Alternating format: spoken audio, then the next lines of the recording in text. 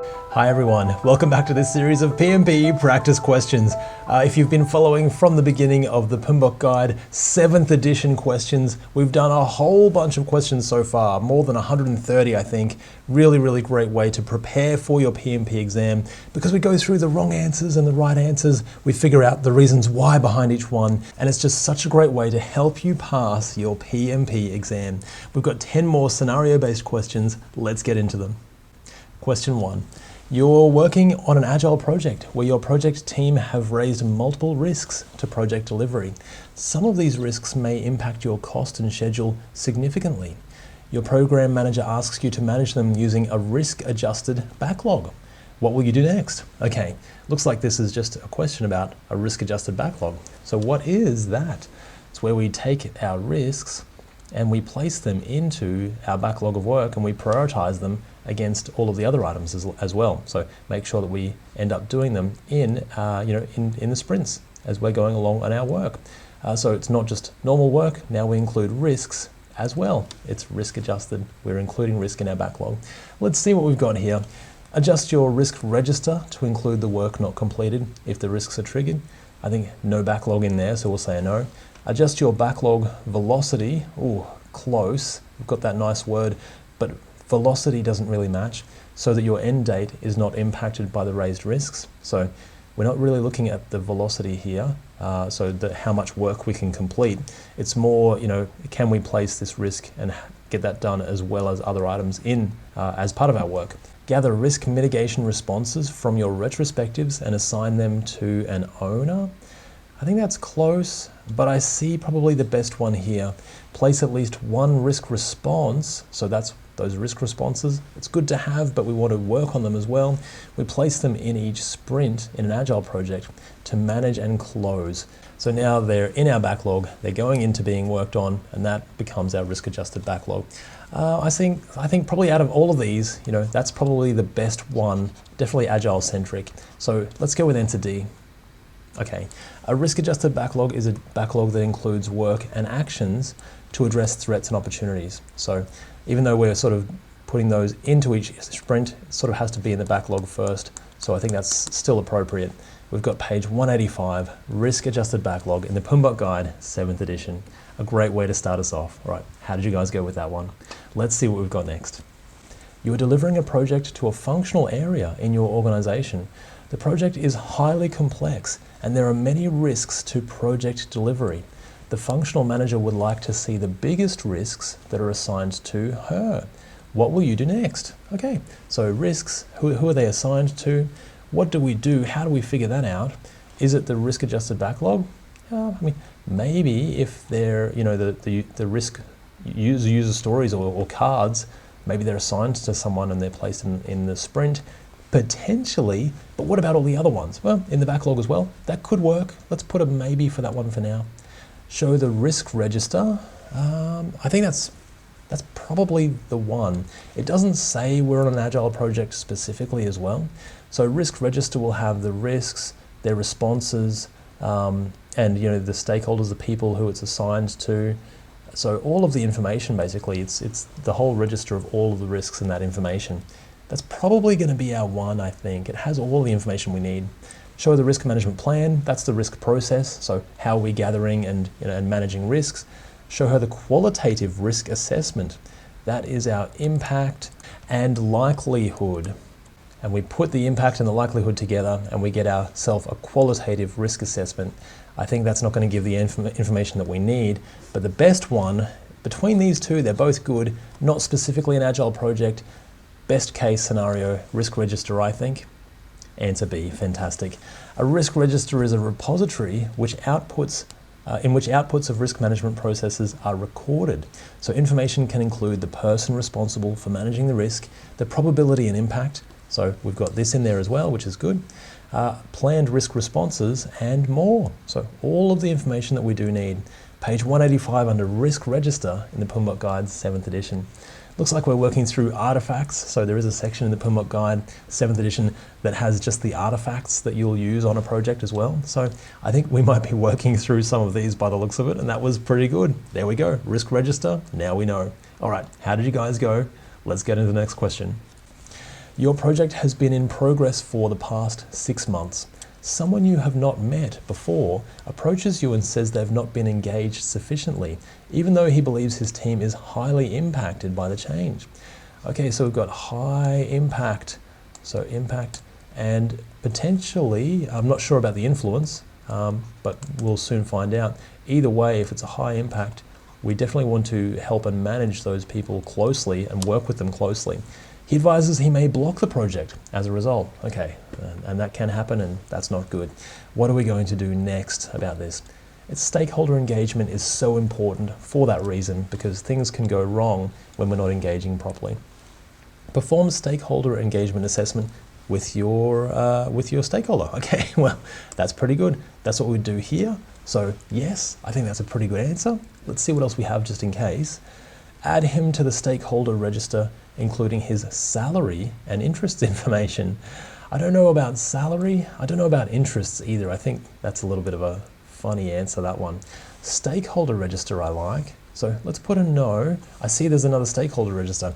Add him to the stakeholder register, including his impact and influence information, which is this again. So we're taking this and adding to it. Now we're putting him in the stakeholder register as well, which is very appropriate. Otherwise, he's not there, he's not listed. And you know, if someone else takes over the project, they won't have met him before either, and he won't be listed anywhere. So that's actually better. That's a better answer. Raise a risk to the project delivery due to the nature of his actions. I think there's better answers here. We need to manage this first. And you know, maybe it's a risk, but probably there's better answers. And I think the best one is answer C. Okay, excellent work. A stakeholder register records information about project stakeholders, which includes an assessment and classification of the stakeholders. We need to know our stakeholder, ensure their details are recorded and where they fit before we take further action. That's very good. All right, so page 185 under Stakeholder Register in the PMBOK Guide, 7th edition. How did you guys go with that one? A few good answers there again, so that was good to work through. I think we're getting through these pretty well. All right, let's keep going. You are a product owner on an Agile project, and you've created a product backlog of features in a prioritized order for delivery. Okay, that sounds pretty good. That's what we're supposed to do, so that's great. You ask the team to break down the first feature into user stories and estimate their effort. What will you do next? This is great. So we've got our product backlog, high-level features. Now we're breaking those down into user stories, and now we have, you know, efforts for each of those stories, which is really, really good. Story points, for example, maybe 5s, 3s, 2s, maybe there's an 8 in there somewhere. We're ready to go. So we're potentially ready to work on these. So do we create an iteration plan with your team? And an iteration is a sprint. So same terminology, similar terminology.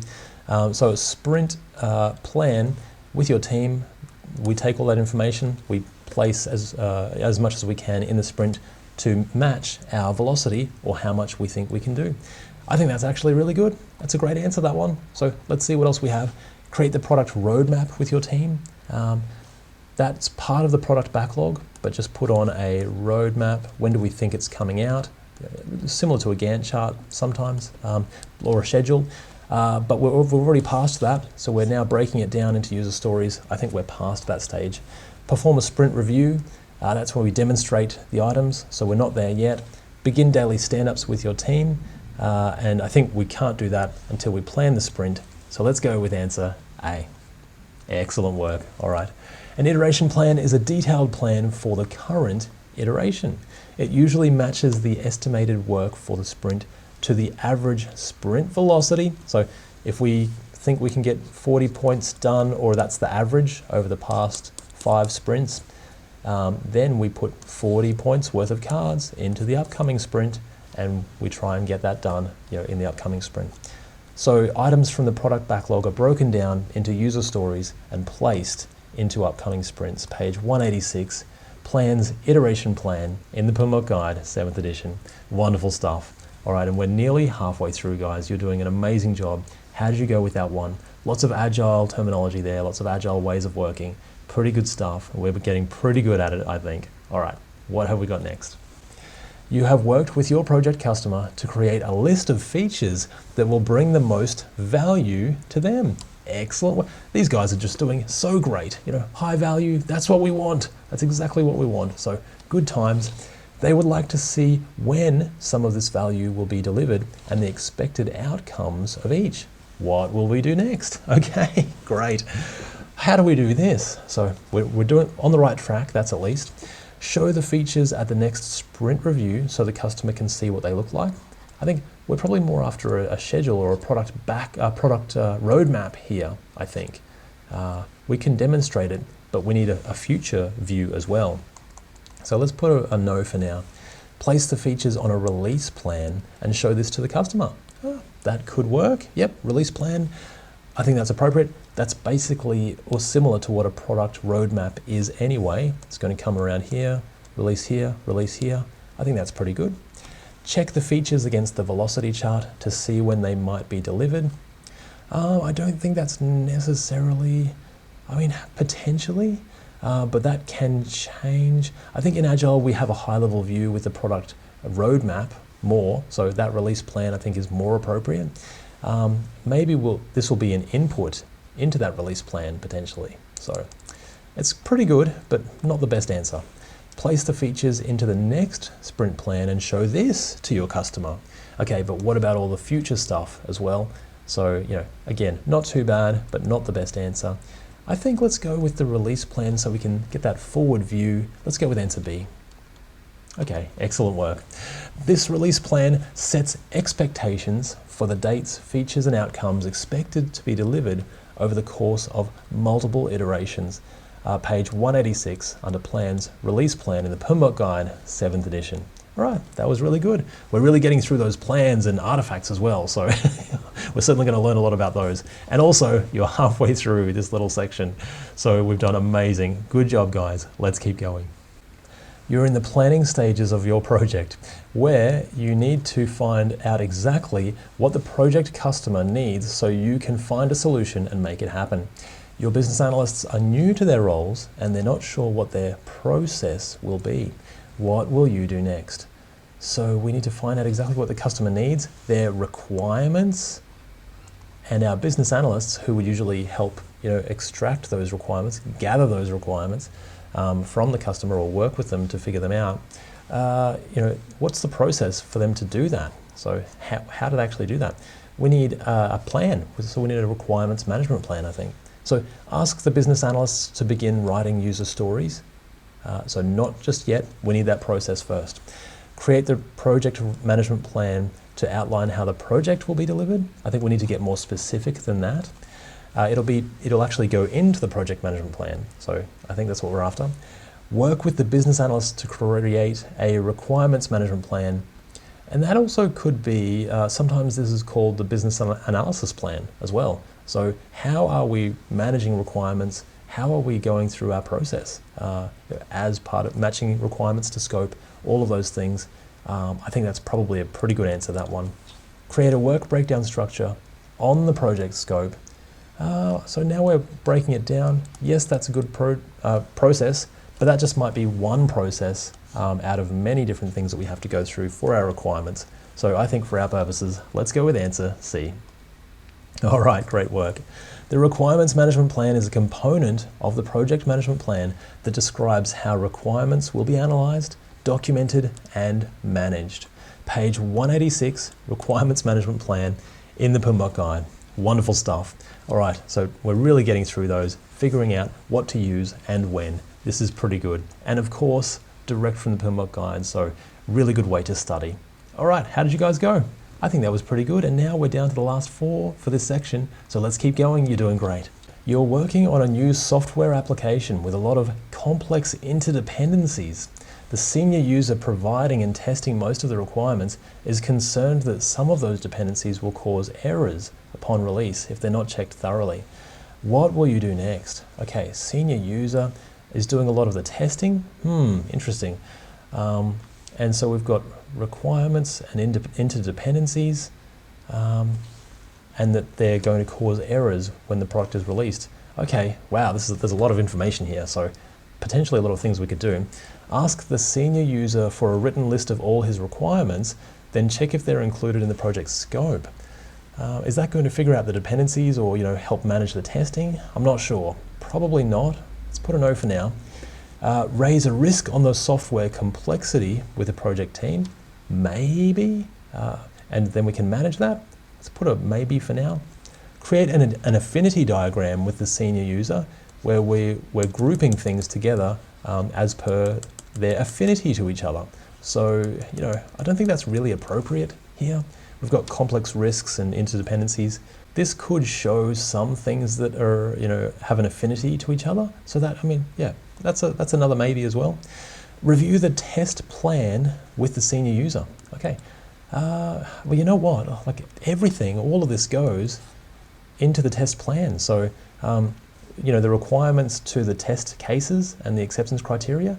So that shows us what we're testing, when we're testing, how we're testing, all of that, and all of that complexity and the interdependencies would be covered as part of our test plan. So that's where we need to catch it before it's released. None of these really jump out at me.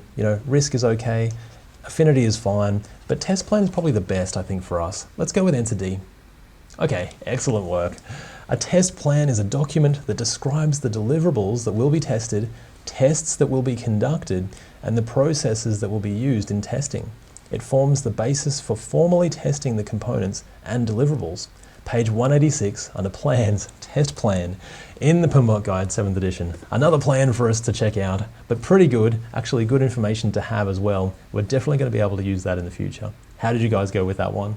All right, I think that was great. We've only got 3 to go, so you're doing well. You're planning your project and have captured the requirements from the project customer. You ask your team to plan the project scope, but they need to see exactly what needs to be delivered and how each part relates to each other. What will you do next? So what we're delivering is the product. And how does it relate to all of the other parts? We've got this part.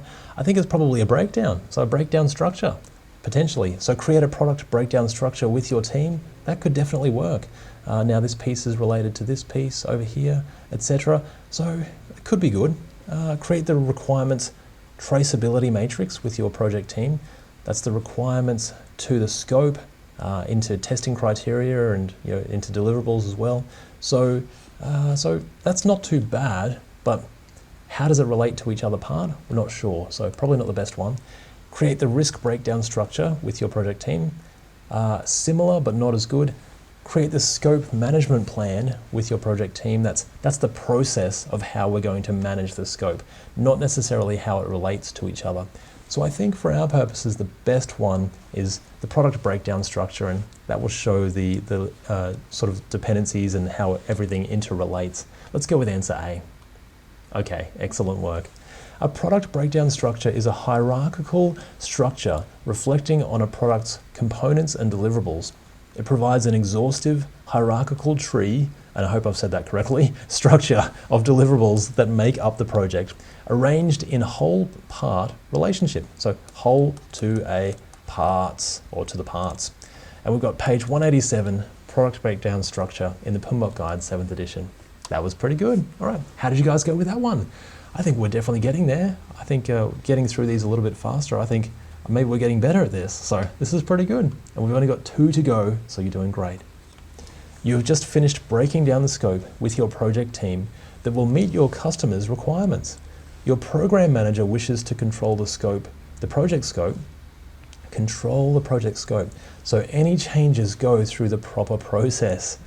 What will you do next? Sounds like we're baselining the project scope here, I think. And I see that here. That could be our one. Let's see what we have just in case. Create the change management plan to see how changes will be managed. Well, we need to baseline our items first, I think, so that they're controlled.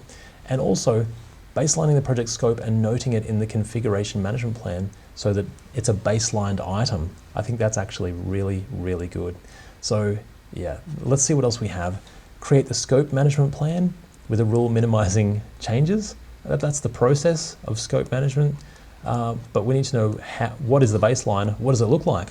I think that goes into the configuration management plan. Create a resource assignment matrix limiting roles. And that could also be a responsibility assignment matrix. limiting the roles who can approve project changes, project scope changes. I mean, that could also work, but I think we still need to know what is the baseline, what does it look like, and what is the item, what are the items that are baselined in the configuration management plan. I think for our purposes, let's go with answer B. Okay, wonderful work. A baseline is the approved version of a work product or plan where actual performance is compared to the baseline to identify variances. Baselined items are noted in the configuration management plan. All right, we got it. You did it. Well done. Great work. Page 188 under baselines in the PMBOK guide. So many artifacts. We're definitely going through those artifacts now. So I think we're not going to have too much trouble there on the PMP exam. So that's pretty good. How did you guys go with that one?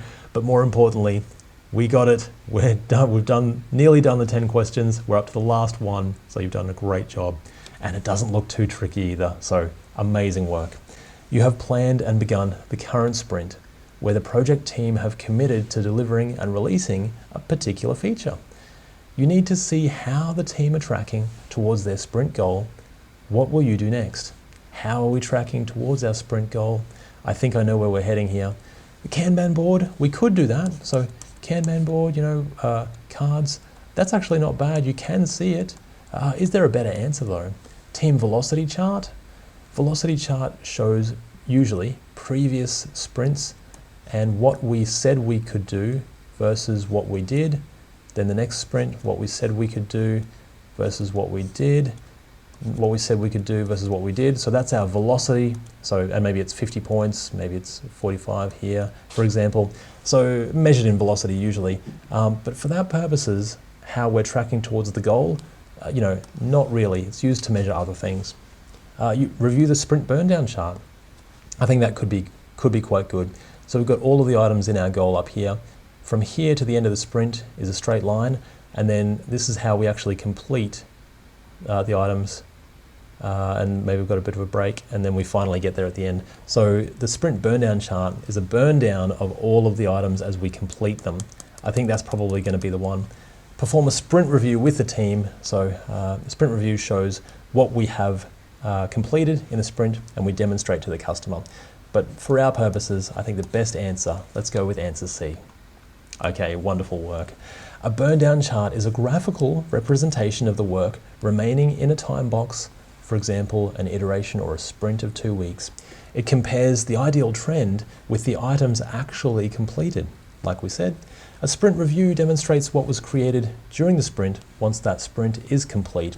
And we've got page 188 under burn down chart in the PMBOK guide 7th edition. And you made it. You made it to these 10 questions. Wonderful work. I hope you enjoyed them. But more importantly, the work that you're doing is really, really going to help you pass your PMP by showing what are the correct answers, what are not the correct answers, and figuring it all out together. And also putting that back directly from the PMBOK guide. This is a great way to learn. I truly believe that you can pass your PMP. I know you can do it with all of the work you're putting in. A little bit of dedication every day can work wonders, and I know you can do it.